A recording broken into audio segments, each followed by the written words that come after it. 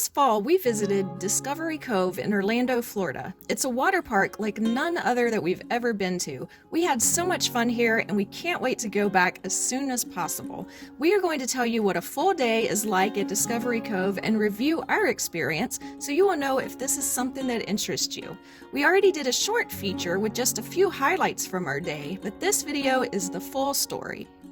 Discovery Cove is open 9 a.m. to 5 p.m. daily, but you need to arrive early for a couple of reasons.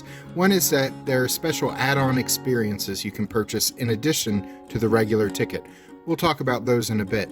But any add-on you purchase has to be scheduled, so you'll be assigned a specific time to be at a specific location for these experiences when you check in at registration. So each party goes through this registration process. They do keep the line moving, but it does take a bit to check everyone in. You can show up as early as 7:30 a.m. to register, but the other reason you want to get there that early is breakfast. Yes, this is an all-inclusive resort that includes breakfast and lunch and unlimited snacks throughout the day. So this includes all the soda, water, coffee, tea, beer, and wine that you want as well. For an additional $40, those old enough to drink can add the premium drink package, which includes signature cocktails and a fully stocked bar. For breakfast, they have the usual breakfast fare, things like fruit, scrambled eggs, sausage, hash browns. They had some French toast sticks that were amazing, biscuits, breakfast pastries, and cereals. It was all delicious, and you can have as much as you want because it's included in the ticket price. After registering and enjoying breakfast, it's time to get ready to swim. You have to either wear a wetsuit or a vest the entire day while you're in the water. These are provided for you to borrow for the day from the park. They come in all sizes, from the very small to the very large. Life vests are also provided if needed, and they also provide animal-safe sunscreen to all guests. You can't wear regular sunscreen as it can be harmful to the animals you'll come into contact with. Once we put on our wetsuits, we staked out some lounge chairs to keep our towels on, and they also have free lockers for you to keep all your valuables in as well. From there, we went to Serenity Bay. This is a warm 85-degree sand-bottomed freshwater pool with waterfalls. It's a very relaxing tropical pool that we enjoyed swimming in. And then that pool is connected to Windaway River. This is Discovery Cove's lazy river. The river starts out winding through some caves and then takes you past a rainforest section and by some sandy beaches. It even goes through a section called the Explorer's Aviary. This section houses hundreds of colorful birds that are flying all around you. You can even get out of the river and go up some stairs into the aviary where you can hand feed the birds. They'll often land on you and eat fruit right out of your hand. We did this on our second time through the river, but we didn't have our camera with us, unfortunately.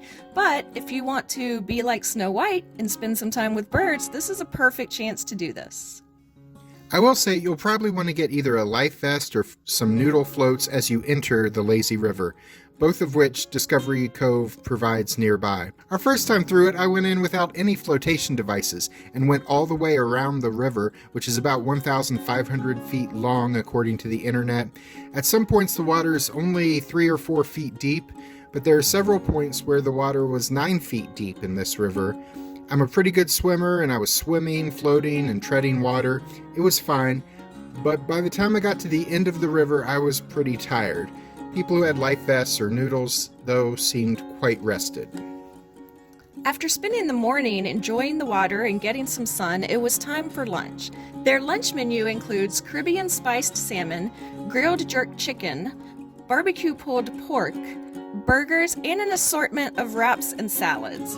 Sides included fries, roasted vegetables, and roasted potatoes, and there's an assortment of desserts too. They also have a kids menu with hot dogs, chicken tenders, and macaroni and cheese as well. Once again, it's all you care to eat and included in the ticket price. Throughout the rest of the day, snack bars were open where you could grab your fill of chips, soft pretzels, snow cones, cookies, and fruit, again at no further cost. All of this may sound nice, but there was so much to do and we didn't want to feel overly full in the water, so we actually didn't make use of all the all-you-can-eat snacks, but they're there if you want them. After lunch, we were off to our first of 2 special add-on experiences. This experience took place in Dolphin Lagoon, and it was advertised as an opportunity to swim with the dolphins. Usually, this experience involves holding on to the dolphin's dorsal fin as the dolphin tows you about 50 feet through the water. But due to COVID, that part of the experience was not taking place, so staff members wouldn't have to be in close contact with guests as they helped them get ready for the swim. Instead, the dolphin trainers introduced us to the dolphin. The one that Alice and I met, along with our friends CJ and Melissa, was named Aries.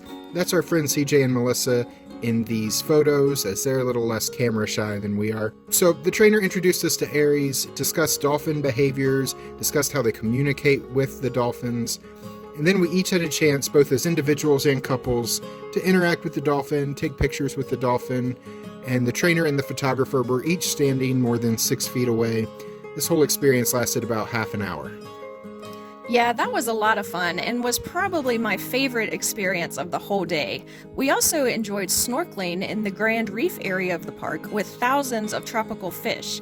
Now, it did take us a few tries to get the hang of the snorkeling gear because we had not been snorkeling before, but it was a lot of fun. We were surrounded by so many fish, including a bunch of rays, some of which were about 10 feet wide. It was at first a little creepy because you feel these animals swimming by your legs, but then you got used to that after a bit as well.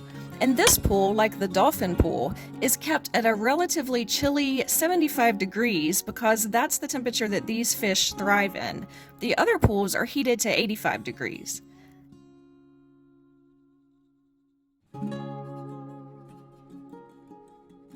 Visiting the Grand Reef is included in the ticket price, but there were 2 add-on activities that took place in this area, which we chose not to do.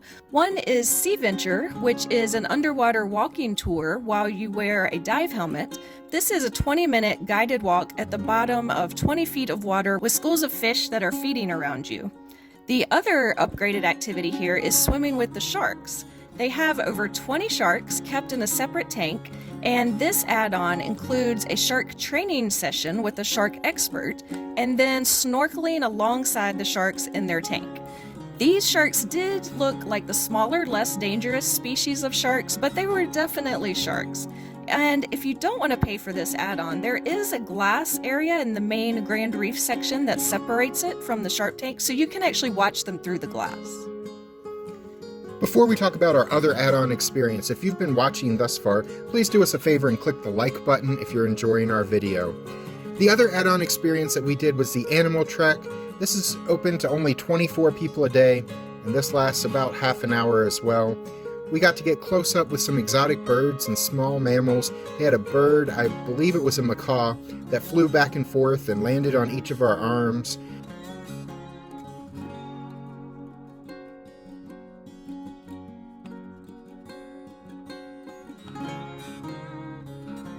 We also met a tiny little screech owl and another bird of prey. I don't remember what species it was. We saw a lot of birds that day.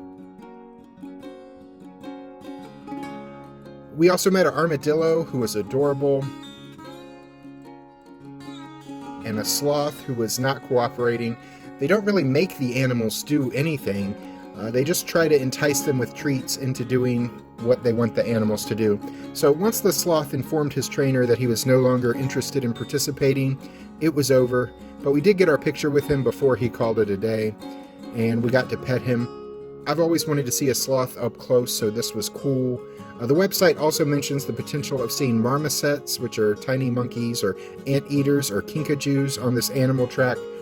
But it varies which animals they will bring out based on which ones are feeling cooperative that day. So there's never really a guarantee of exactly what you will see. We also visited the freshwater oasis, which featured Asian clawed otters. You could see them behind a glass in their area, which they shared with a lot of colorful fish. Even though we were separated by glass, we were still down in the water watching them, and you could actually duck down in the water to see the otters that were swimming below the surface. However, most of them stayed up on the ground while we were watching them. Over in that area is the Marmoset Island. According to Discovery Cove's website, we actually never saw the marmosets and didn't even realize we had missed this area until our day had already ended. There's also a pool here with chairs in it. This is the only area where you can bring drinks down into the pool, and this was a really nice place to just sit in the water and relax. Okay, let's talk prices. Tickets for the all-inclusive day, including meals and snacks, wetsuit rental, access to Serenity Bay Pool, the Windaway River, the Freshwater Oasis, and the Grand Reef, start at $150. They can be more than that depending on the season. In fact, our tickets in October were more than that. And then in addition to that regular price starting at $150, each additional add-on increases the price. So the Dolphin Swim add-on starts at an additional $50 added to the ticket price. The Animal Track starts at an additional $79. Sea Venture, the underwater walk with the dive helmet, starts at $59. Swimming with the Sharks starts at $129. And renting a cabana for the full day starts at an additional $200. This park is operated by SeaWorld, so you can get package tickets that include tickets to SeaWorld's other Florida parks, which include Busch Gardens Tampa, their more traditional water park, Aquatica, and of course SeaWorld Orlando. So, how would we rate our experience at Discovery Cove? I think both us and our friends agree this was an amazing day. It's on the expensive side, so it's not something we can afford to do often, but I do think everyone should do it once, especially if you enjoy animals and swimming. The park is so enjoyable, and whether you want to be on the go and active the whole time, or just sit in a lounge chair and relax, this is a great attraction to experience. Everything you need for the day is provided, and it's a great place to just get away. So I really can't wait to go back someday. Well, that's it for this week. Have you been to Discovery Cove, or do you want to go? Tell us about your experiences and your plans in the comments below. If you aren't already a subscriber, please consider clicking the subscribe button and the notification bell so you'll know whenever we post a new video about the fun places we've traveled. Thanks for watching. I'm Alice. And I'm Jack. And we'll see you the next time we're traveling through.